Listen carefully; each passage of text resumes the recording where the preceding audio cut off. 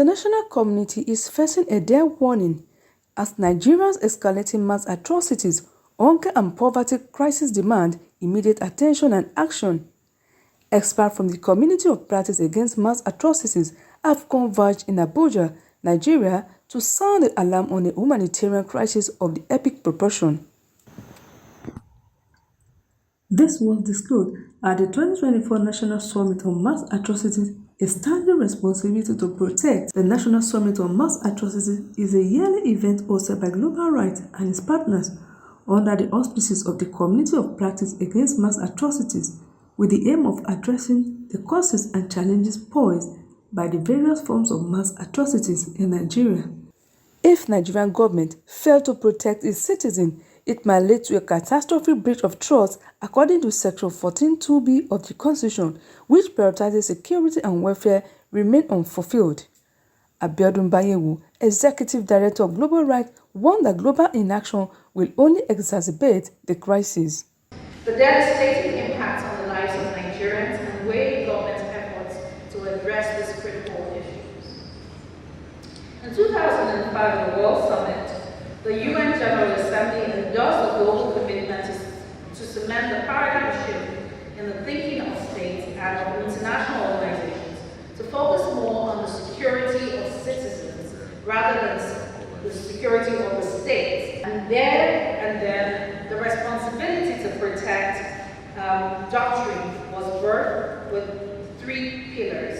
Pillar 1 focuses on the protection responsibility of the state and propounds that each individual state has a responsibility to protect its population from mass atrocities and deal with the drivers and the triggers of mass atrocities.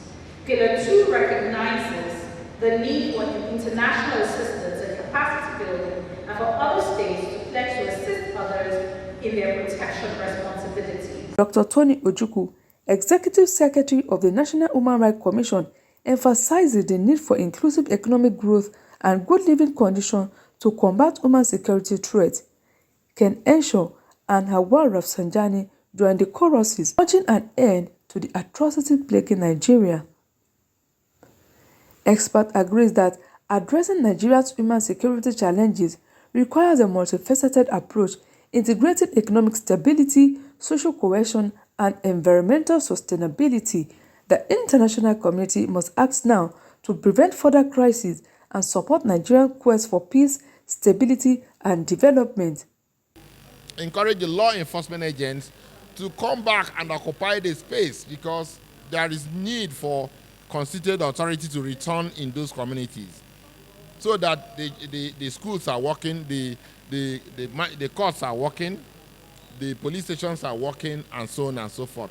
That's the kind of intervention we're doing. And all this is to make sure that, we restore peace, there's reconciliation, and then prevent mass atrocities that could result from any crisis that could develop from that kind of situation. Condemn unequivocally the violation of the human rights of innocent protesters and journalists who have a constitutional duty to cover these protests.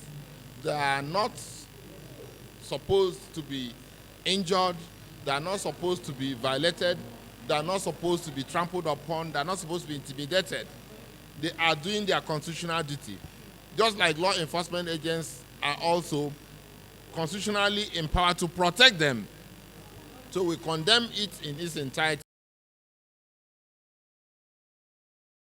To a large extent, these killings have become part of the new national norm.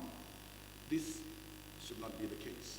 For too long, the demand for accountability for atrocious killings in Nigeria have been weakened by the lack of information on the victims of these atrocities.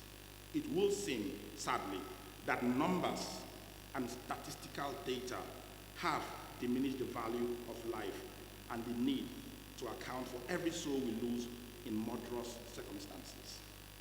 Ladies and gentlemen, in the community of practice, we call attention to the killings. We document the names of those killed. We remember them by calling out their names and telling their stories. We remind our government that the Constitution of the Federal Republic of Nigeria defines the security and welfare of the people to be the primary purpose of government. So far, our government have failed